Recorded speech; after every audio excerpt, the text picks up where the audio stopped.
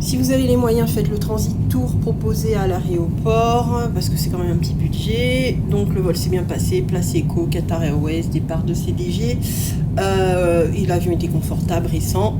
C'est pas sur tous les vols Qatar Airways qu'on en a un avion récent. Donc on arrive à Denpasar, j'avais réservé un taxi via l'hôtel. Franchement, je l'ai regretté parce que c'est moins cher par Gojek. Lorsque je dis ça, c'est pas que je chipote sur 1 ou 2 euros, mais en fait, quelqu'un voit des touristes, ils prennent pour des gros pigeons. Et ça, j'aime pas. Donc on est à 1 heure de l'aéroport, on va rejoindre Ubud. Hâte de retrouver la chambre et un lit. Ok, bon, on est arrivé en pleine nuit dans l'hôtel. On nous a, d'habitude on nous upgrade dans les hôtels, mais là on nous a sous-classé, donc notre chambre. Tifa, donc petit frigo. Sinon on verra de jour demain. Le lit, sympa. Parce qu'en fait il y a des travaux, donc on va me rembourser là en liquide demain matin ou demain après-midi. Ici c'est la chambre. Donc voilà, j'avais pris une chambre sur l'étage supérieur. Donc on rentre dans la deuxième partie de la chambre. Puis la salle de bain toilette. Voilà.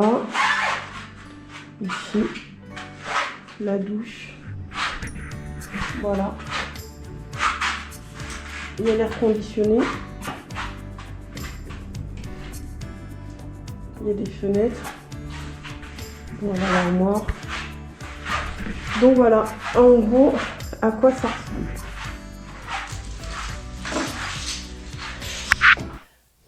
Après la petite déception d'avoir été sous-classée parce que j'avais pris une chambre en fait avec mezzanine, vue en hauteur. On est au Bali Bohemia, on est vraiment à côté de la Monkey Forest.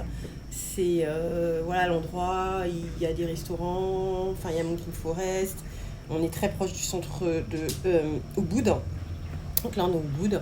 Bon, petite déception sur la chambre, mais le lit était super confortable. Donc ça rattrape le tout. Après, la chambre au rez-de-chaussée était assez sombre. J'avais vu ce critique sur TripAdvisor, c'est pour ça que je voulais une chambre en hauteur.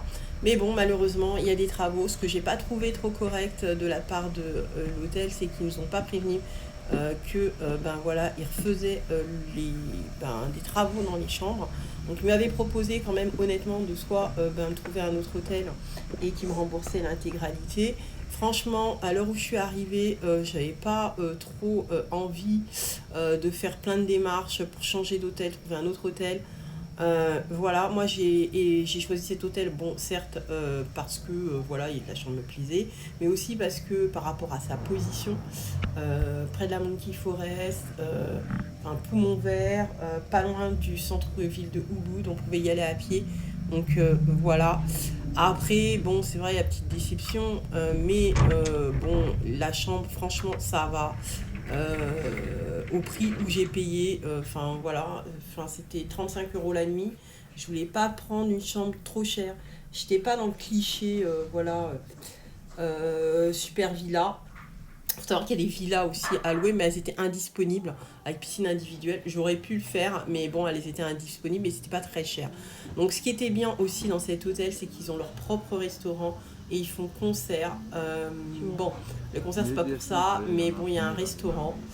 Et franchement, pendant tout notre séjour qu'on a passé ici, on a vraiment très bien déjeuner et dîner quand on dînait dans ce restaurant. Ils ont des cuisiniers au top, ils ont ils savent faire de la boulangerie comme à la française.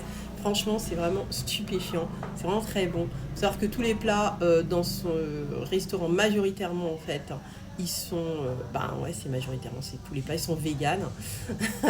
Donc on est vraiment, c'est Bali Bohemia, un peu gypsy indien, c'est vraiment l'ambiance que je voulais pas un truc trop international à l'européenne, et le dépaysement était total. Les chambres c'est calme, c'est typique, c'est Ah ouais. authentique, c'est ce que je voulais. Ah, plus Et je voulais pas que être ok. dans un truc. Les serveurs, ils sont vraiment sympas. On va dire que je suis Franchement, on était ouais. bien. Voilà. Après, donc, on a décidé de visiter tout de suite les alentours, histoire de se mettre dans le bain. Donc là, c'est autour du logement où on est. Donc on a décidé de prendre les petits chemins là pour un peu voir ce qu'il y avait autour. Alors, Ubud, on aime ou on n'aime pas. Voilà, bon, là, on était encore sur notre décalage horaire. Nous, on est des marcheurs, on aime explorer les recoins de la ville. Après, Ubud, on ne peut pas aimer parce qu'il y a beaucoup de... Comment on appelle ça de scooters, de voilà, motocyclettes, tout ce qu'on veut. Bon, ça semblerait très pollué, hein, enfin voilà.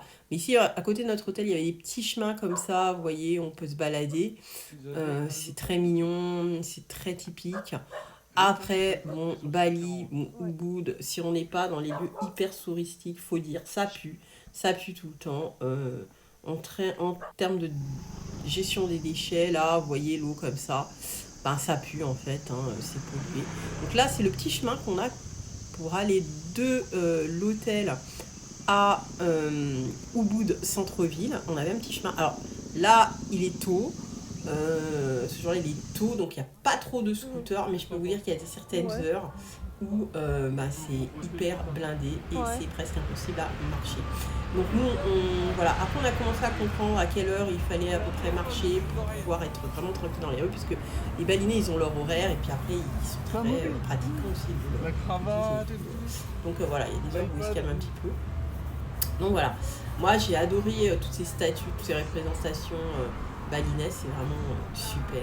Après ici, c'est pas trop le culte de la marche quoi. Donc à Ubud, contrairement à la deuxième ville où on a été, Sémignac, que j'ai beaucoup moins aimé qu'Ubud, mais il y a moins de trottoirs à Ubud.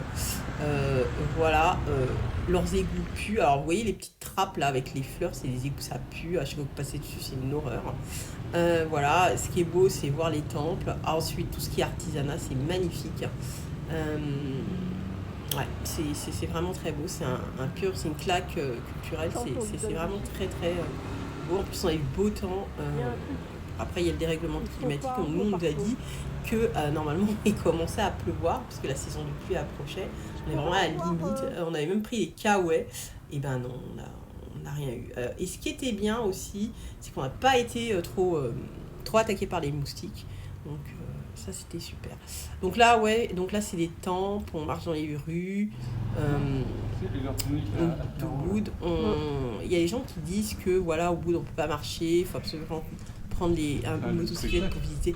Moi je pense que voilà, si on va vite, si on conduit, en plus ils conduisent à gauche, enfin rien à voir avec la France. Enfin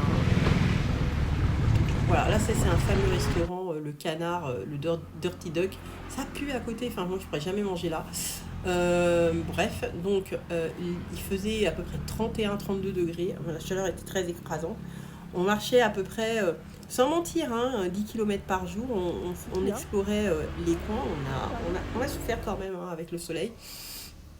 Mais ça valait le coup et je pense pas que de louer un scooter et de ce un point A à un point B fait qu'on ressent la ville, à part participer à la pollution environnementale, mais étant dans un lieu et juste consommer le lieu, je pense qu'il faut savoir aussi prendre son temps et marcher.